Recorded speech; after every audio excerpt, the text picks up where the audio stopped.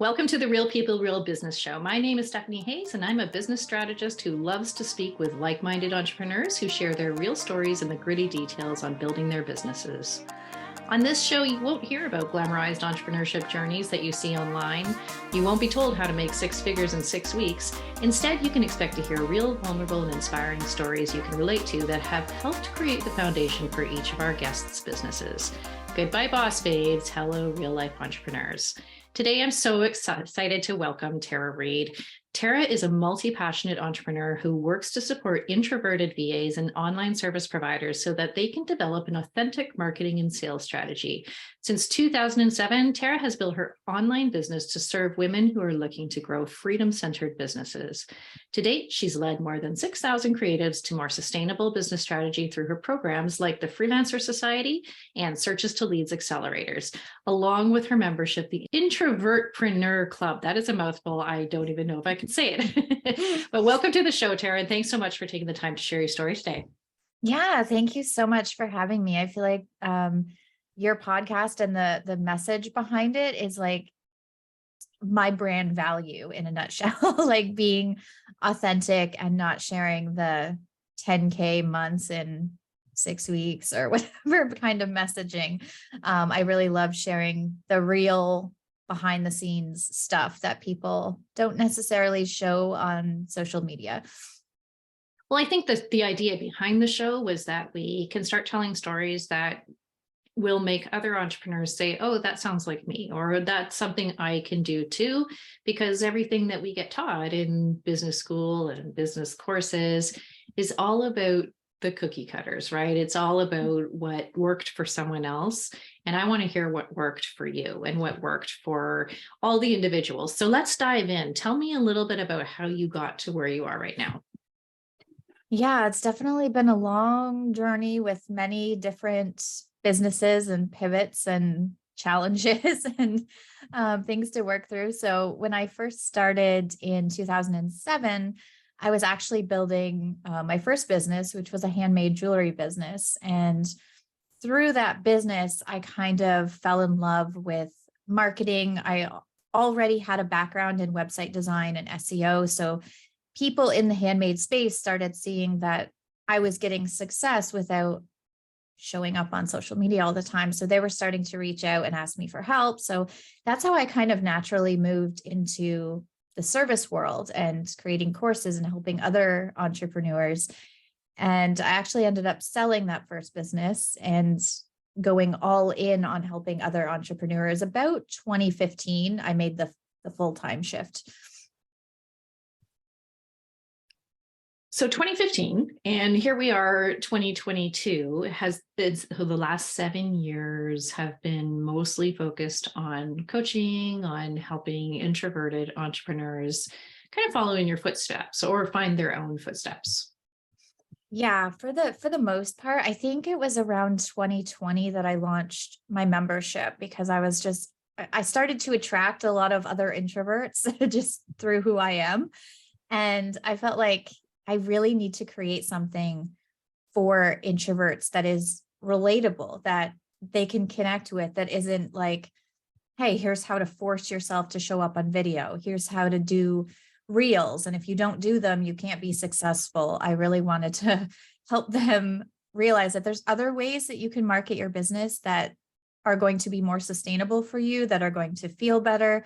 Because I know at the beginning of my journey with my first business, like I took all that advice. I was showing up on reels. I was forcing myself to do things that were really uncomfortable. And I started to get burnout and feel like, if this is what it's going to be like, why do I not just stay at my salaried 9-to-5 job? Because at least it's not like stressful. I don't have to force myself to do things that I don't want to. So that's really where the Introvertpreneur Club was born. And then I launched the podcast, the Introvertpreneur podcast, and I host the Introvertpreneur Virtual Summit to bring more introverts together. And yeah, it's just been a really amazing experience. And this is something that I wish was available and that I learned when I was first starting.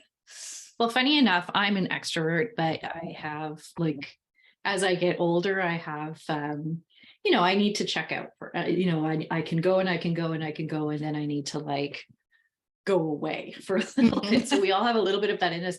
But most of my clients are introverted. And they all struggle with the very same thing. They all want to figure out a way to show up, to market their businesses, to sell without having to do what is perceived to be like, you can only be successful in entrepreneurship if you're, jazz hands, extrovert, and that's just not true. And I know it's not true, and it's not true, but I think having a place for all the introverts to convene. I think a couple of years ago, there was a real introvert rebellion where they were like, listen, we can do this too. And we're starting to see a lot more of it. I have a client who actually created a course for highly sensitive business owners, and a lot of those are like extreme introverts as well. So I really love that you're pulling all of this together. And is this like, what did you tap into in your own personality and your own way of being that helped you get through business? I think a big thing for me as an introvert, because I've always been an introvert, I've always been shy, I've always had social anxiety, even as a child. So I think growing up like that, for a long time, people looked at being quiet or an introvert as something to be ashamed of, that needs to change, that is a negative trait. And it wasn't until I started running my business and realizing like, this is not for me if this is what it's going to be like every day. And it wasn't until I was like, okay, I just need to accept who I am and my strengths as an introvert and figure out ways that I can tap into those and get the same results that feel good to me. And it was kind of that self-awareness, self-acceptance piece that really kind of shifted, and just everything clicked into place after that.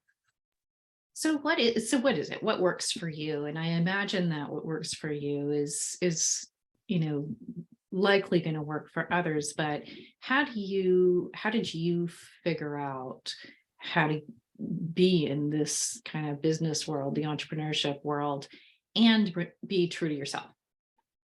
Yeah. So for me, I definitely talk a lot about and focus on, so email marketing and blogging are like my primary content creation, where I hang out, where I nurture and grow my audience.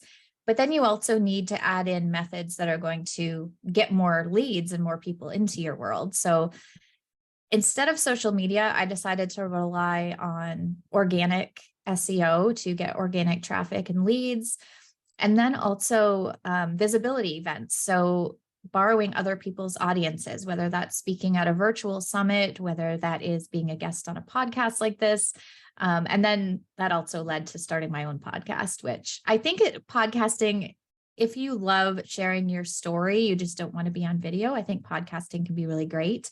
And then also Pinterest is always a favorite of mine. I was a former Pinterest manager and had a Pinterest agency for a while. That was one of my pivots and shifts, but those are all ways that you can grow your business and be out there and be visible without feeling like you constantly have to network. You constantly have to hustle and find your next client or your next customer.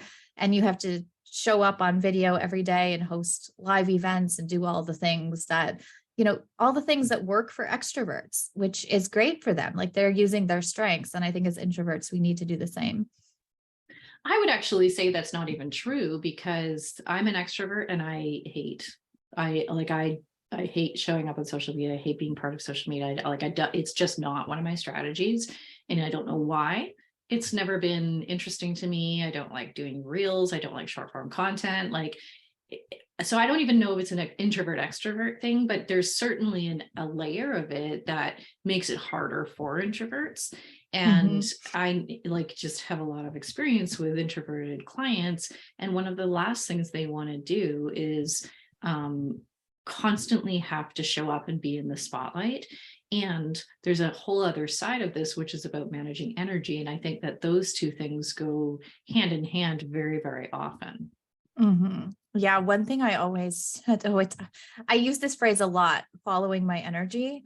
So when it comes to offers, what I'm doing in business, what I feel like doing, I'm really big on how do I feel about this? Like maybe I planned it all out, but am I really feeling it right now? If not, maybe it's not something that I need to actually be doing right now. Maybe I want to do something else that I'm passionate about. And I think that kind of ties into the introvert / multi-passionate, to allow myself the freedom to follow my energy. And I think that's something I know in my membership, a lot of introverts as well are secretly multi-passionates and struggle to like niche down to one thing, which I think can make them feel even more forced into a box if they try to, like they're forcing themselves to do things. And I think it's good to force yourself to try new things just to see if like it's fear that's holding you back. But if you try something and it's just not, you're not feeling it, it's just not something that you can do sustainably, then you don't have to, you can find something else.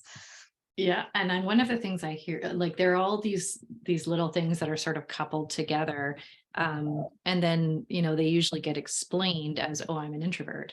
But I find that a lot of introverts also need a lot of confidence before they're able to go and do something new, and the clarity around what they're doing. And then I've seen, I had one client who came to me in the first meeting and she's like, I won't do this, I won't do this, I won't do this, I won't do this, I'm extremely introverted, blah blah blah. Well, guess what she's doing now? This and this, because yes, she needs to manage her energy. And yes, she'll never be the person that's out there doing like crazy video stuff or whatever. But once she got clear on what she was doing, so showing up for podcast interviews, for example, turns out she's really good at them. And it wasn't so much about the fact that she didn't like to be on them. It was that she wasn't sure what her message was. And once we got clear on that, she's done quite a few of them and she actually really enjoys them. So who knows, right? So there's like, I think there's all these enmeshed sort of layered things that keep us away from the things that we could do or could explore doing. And once we can peel back those layers, I think then we can surface those activities that we really actually don't like, and you don't have to do them, right? We don't need hundreds of clients. We need a few. Now, you have interestingly moved into a membership, which actually can be quite energy intensive. I have a lot of clients who have run memberships and really discovered just how much they actually take. So tell me a little bit about how you ended up in that business model and how you're managing it and how you're managing to lead a membership as an introvert.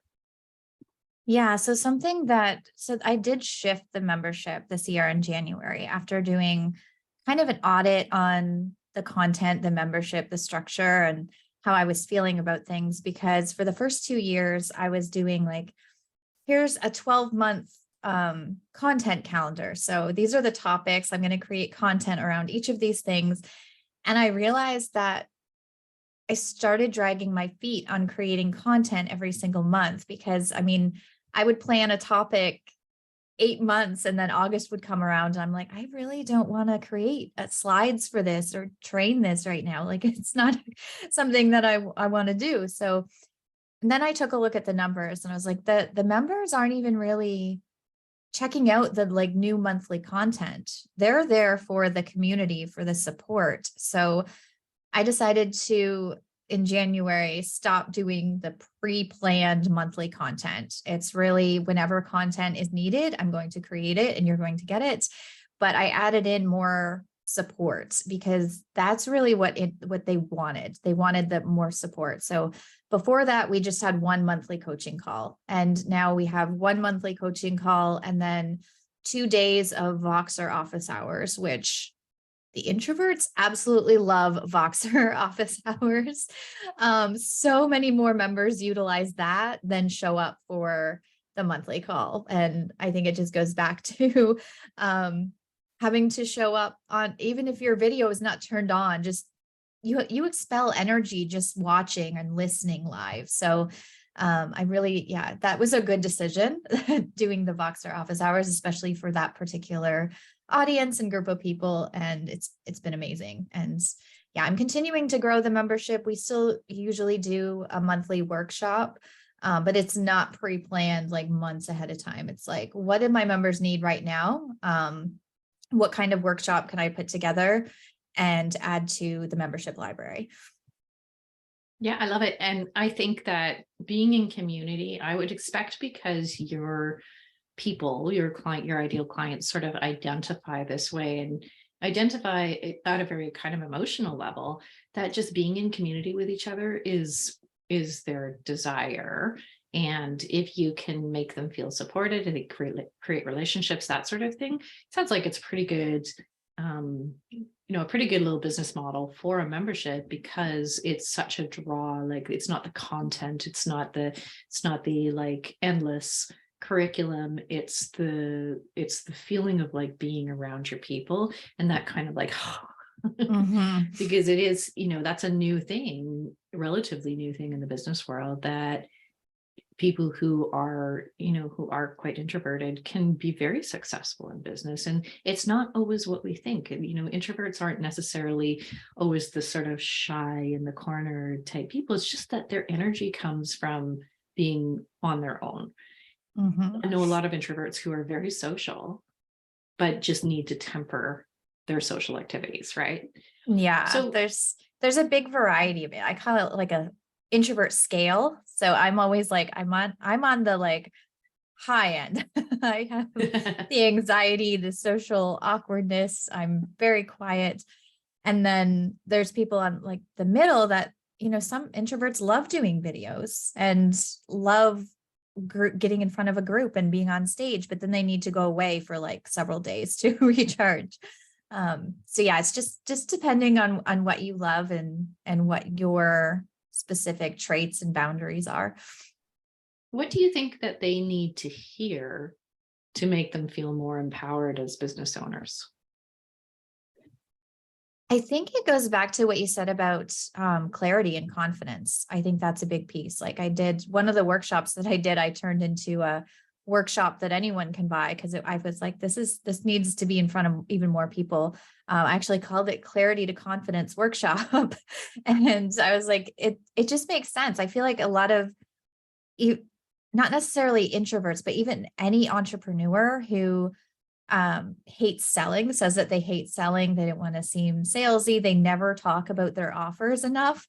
I feel like it's because they don't have that clarity piece. And, once you're really clear on your values, what your business is, who you are, who you help, I feel like that just makes everything else, especially selling, much easier. Yeah, and so again, I think that the whole introvert thing has really been packaged up, and there's like there's a whole other layer of stuff that if you're introvert, that everybody deals with, but if you're introverted, it Mhm. becomes more challenging for you. But also women in my generation, I expect I'm quite a bit older than you, but in my generation and even younger, are still coming out of the culture where women were most valued if they were nice, and if they were quiet, and if they were, demure. And so as business owners, for us to go and talk about ourselves and to talk about our work and ask for business was always seen as pushy, or you're not nice, or you're not respecting other people, or you're not quiet enough. And so layer that on with someone who is naturally more shy or introverted, it's like, it's really hard. Like, that becomes really hard. So I think we have to break down a lot of the mindset stuff, a lot of the cultural stuff, a lot of the social stuff, Mhm. a lot of the emotional stuff. And then the introversion is what's left. And then you manage your energy around that. So I think that, like, so it's like the HSPs, right? Like, everybody kind of gets bundled up into this other thing, but you start pulling at threads in the sweater, and there's all sorts of other things going Mhm. on that, when layered with the introversion or the highly sensitive attributes, it feels like it's impossible. Yeah, because I know, especially with mindset, like imposter syndrome, comparing yourself, like these are things all entrepreneurs I feel like struggle with at times. But I know for me personally, I would get sucked into it, and it would take me a while to get out of that kind of, especially comparison. I was very bad at comparing myself and getting just consuming everybody else's offers and being like, oh, I can't do something. This person already has something like this. And who would buy this from me when this person is, helping introverts? It's like, it's a very interesting thing. So yeah, there's a lot of mindset obstacles that come up, but I feel like if you're an introvert, if you're a highly sensitive person, it can be even harder to kind of overcome them. 100%. Like it's a thing for sure, but I think you can break apart the root of the problem. And I think a lot of people wrap it up and just say, well, I'm an introvert, so I can't.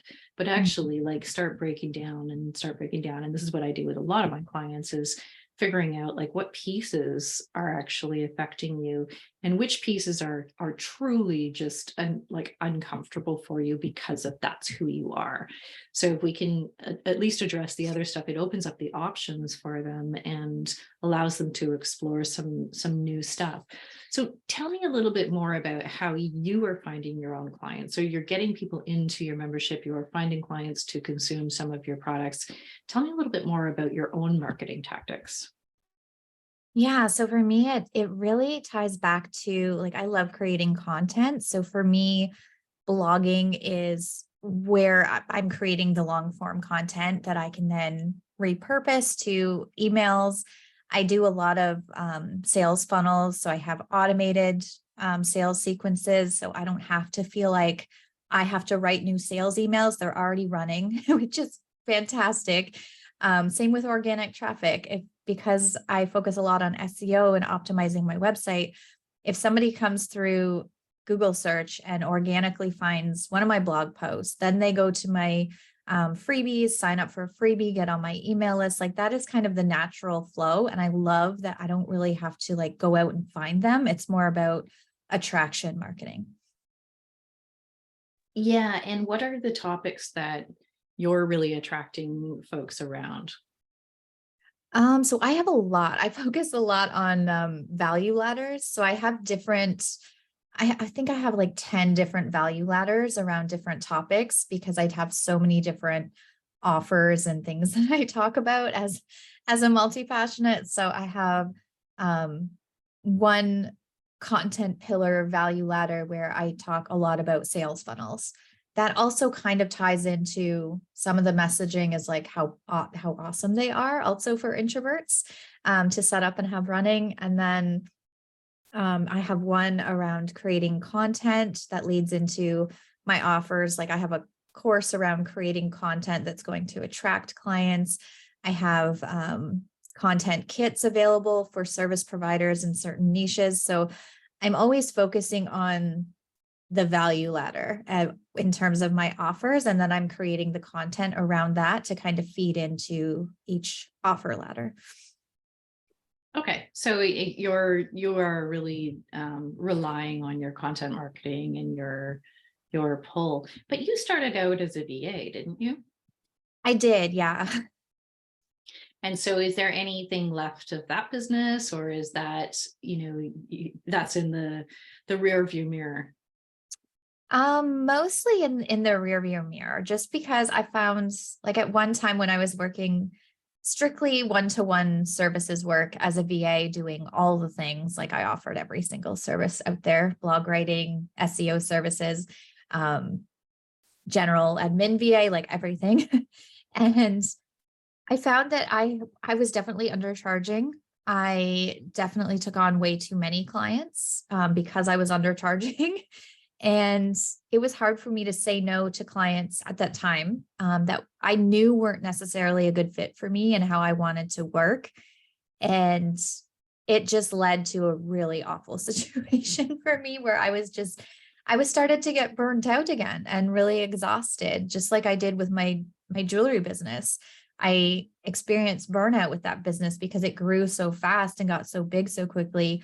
And then when I moved strictly to VA services, I started to feel the same way. So I was I need to shift things. And that's where I kind of moved into more digital products, more courses, more coaching. And the only services I offered after that was a VIP day, which is much more aligned with my main values, which is flexibility and freedom. I don't want to feel like I'm a kind of half employee where I'm clocking in and clocking out on my own computer. So I think with VIP days, that really allows me to go back into the flexibility factor.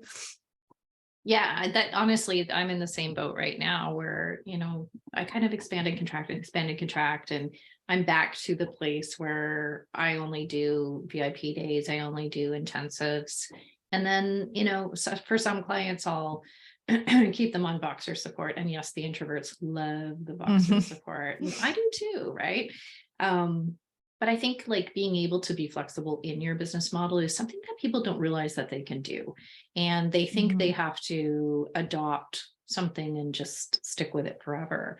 But you, like, where did you find sort of the permission to experiment like you have? That is a really good question. So, yeah, I mean, I have right now 8 different revenue streams in my business, or types of offers, or types of revenue generating things, as I categorize them. Um, I think what really gave me the permission was I connected with Elizabeth Goddard, who is amazing, and I joined her signature program, which is basically a coaching program, but called Profitable Playground. And she really focuses on like creating a business that feels fun and allowing yourself the Well, she wears her onesies all the time, right? Yeah. Yeah, I love the onesies. And yeah, that was really like what I needed. It like kind of gave me permission to be like, okay, I am a multi-passionate. I can just figure out a way to make it that work for me without trying to like force myself like I did with the Pinterest management agency. Because I mean, I've done that before. I niched down to just offering SEO services. And then, I mean, SEO is not very creatively fun. So it got really boring after a couple months. And the Pinterest management agency, again, I just got bored doing the same thing every single day. Yeah, with different clients and different accounts, but it was still the same basic to-do list. And that really wasn't working for me. So you're an introvert that has, that needs the stimulation and, needs that creative outlet. And, we're very similar in that regard. Like I need my brain to be stimulated and to be able to be creative and solve problems. And the routine, even though the routine and the rote kind of like same thing over and over again is easier, let's say, it's for some of us, it doesn't work, right?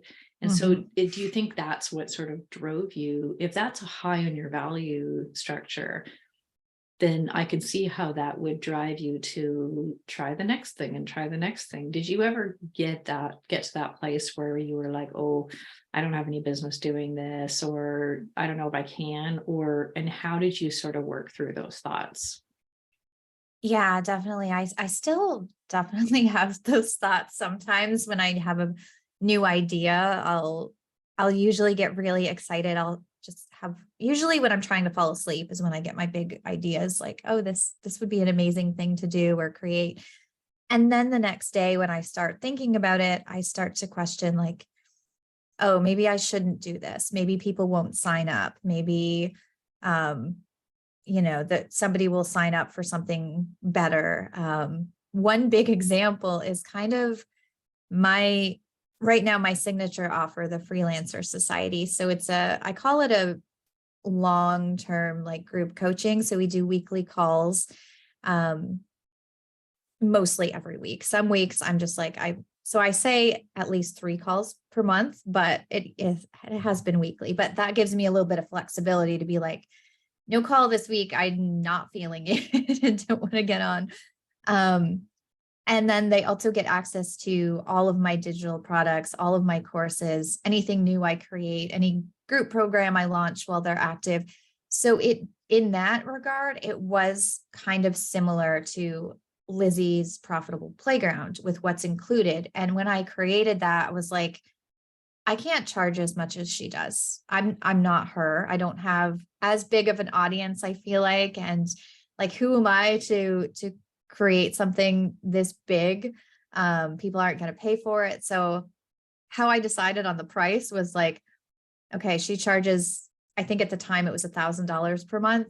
I'm going to charge half that, which wasn't really a good decision-making process for me, especially now, like I'm changing it to add in a quarterly one-to-one call. So the price is going up.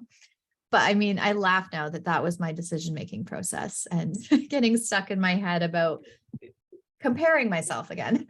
Here's the thing is we have to start, we have to take the emotion out of pricing, first of all, because everybody attaches pricing to like your value. But when we think about pricing, like your pricing is just there to cause the right people to do the right thing and the wrong people to do nothing.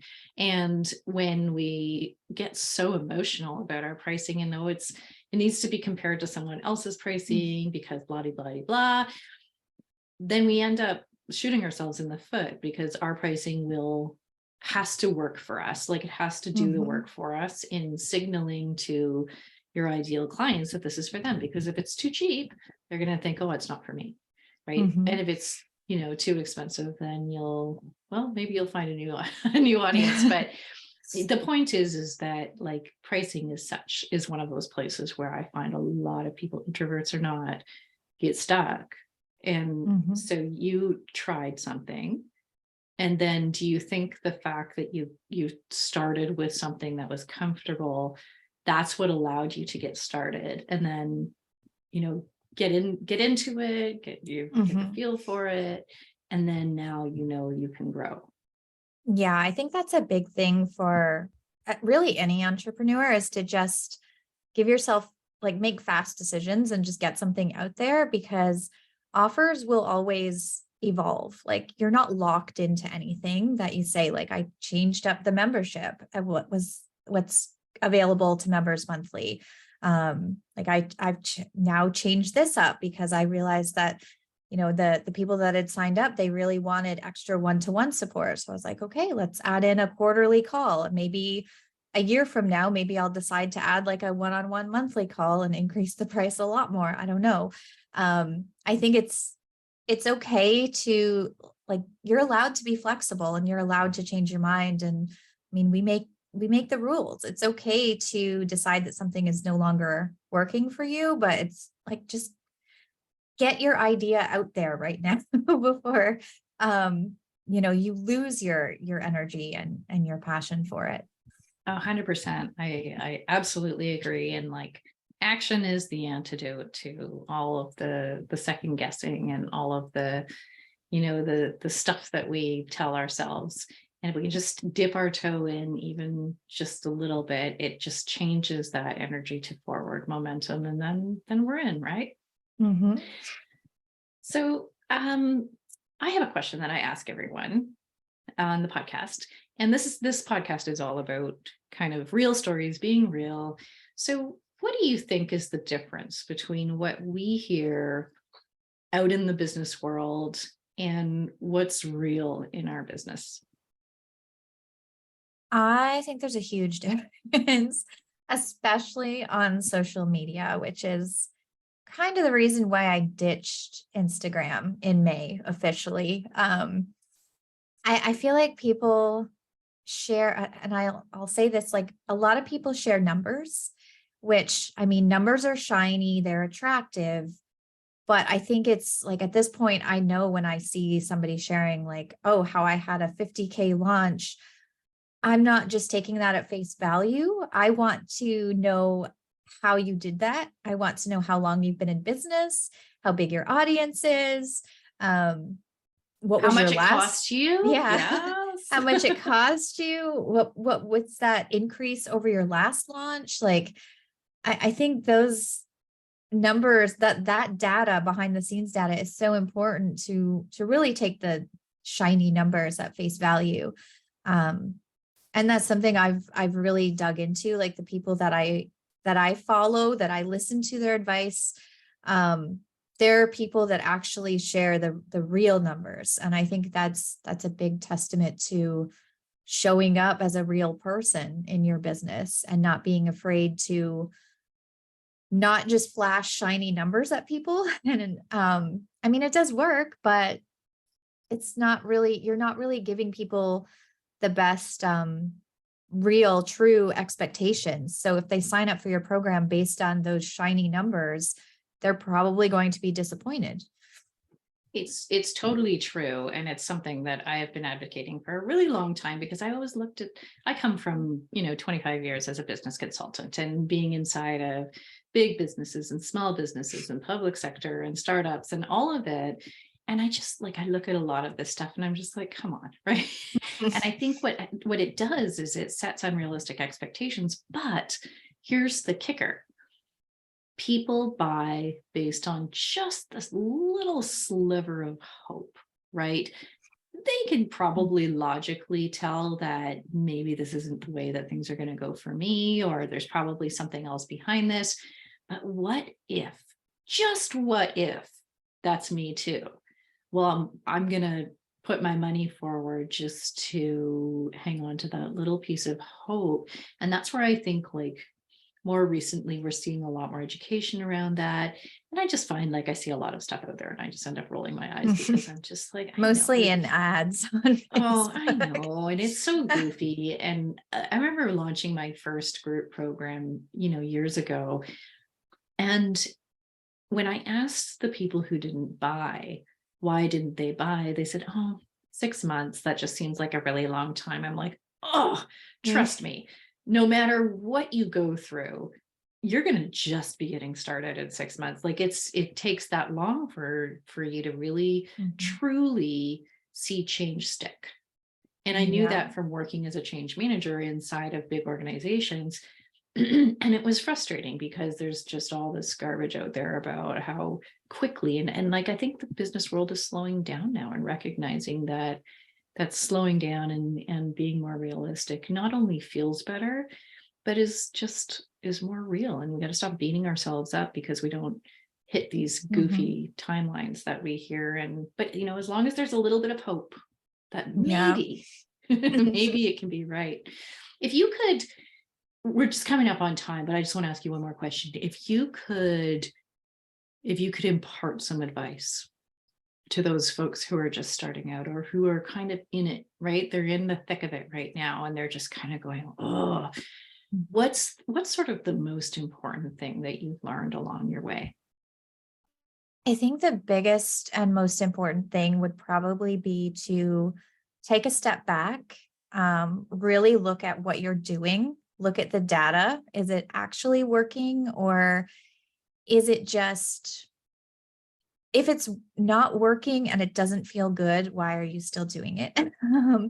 There are so many other ways that you can, whether it's nurturing your audience or growing your audience, there are so many other ways that you can do both of those things. And if you're forcing yourself to do things that are not fun and are not enjoyable, that's just not going to be sustainable. And I think what you just said about slow and sustainable growth and nothing happens overnight. That is what you want. That is, it might be the SEO person talking in me, but I always love slow and steady growth. I don't want to snap my fingers and have overnight success because it can go away just as quickly. So I think focusing on marketing methods that you love, that are actually getting results. So check out the data, see if your time and energy spent is actually worthwhile. And if not, then try new things and figure out a way to grow your business, to make more money, and to connect with the people that you want to connect with. Yeah, awesome. I love it. And I hope that message continues to permeate out into the world. I think that we're hearing a lot more of it now. And then, the appetite for the 6 figures in 6 weeks starts to go away because it's just not real. Yes, okay. I would love that. So we're coming up on time. I want to thank you so much for spending an hour with me today. Can you tell our listeners where they can find you? Yeah, so my website, thetarareid.com. Primarily, I'm hanging out on my email list. That's where I send all of the value and all of the great content. So if you go to my resources page, I have about 10 freebies that you can sign up for. So sign up for any one of them and you'll be on my email list. Awesome. And we'll put all the links in the show notes and make sure that everyone can find you on all of your very vibrant social media channels. Yes, they're very quiet. Awesome. Thank you so much. Well, I know that I have a ton of introverts in, I was going to try and say the word introvertpreneur, but I can't. I have a ton of introverts in my audience that are going to really appreciate what you are doing for them and the fact that you're providing community for our much less celebrated business owners that should be celebrated. So thank you so much. And that's a wrap. So I want to thank you for taking the time today. And I'm so happy that we had the opportunity to chat with you and hear more about how your business came to be, all the experimentation you did, all your experiences along the way, and what the future holds for you. And thank you for tuning into this episode of Real Kate for Real Business Show, where we get to get the real entrepreneurial stories and journeys that you can relate to. Show notes, resources, and links from this episode are available on my website and social media platforms. So thanks again for joining us today. If you enjoyed today's content, I would love for you to give us a review on whatever platform you're on to help us share these genuine stories with an even bigger audience. Until next time, keep building, keep dreaming, and keep being real.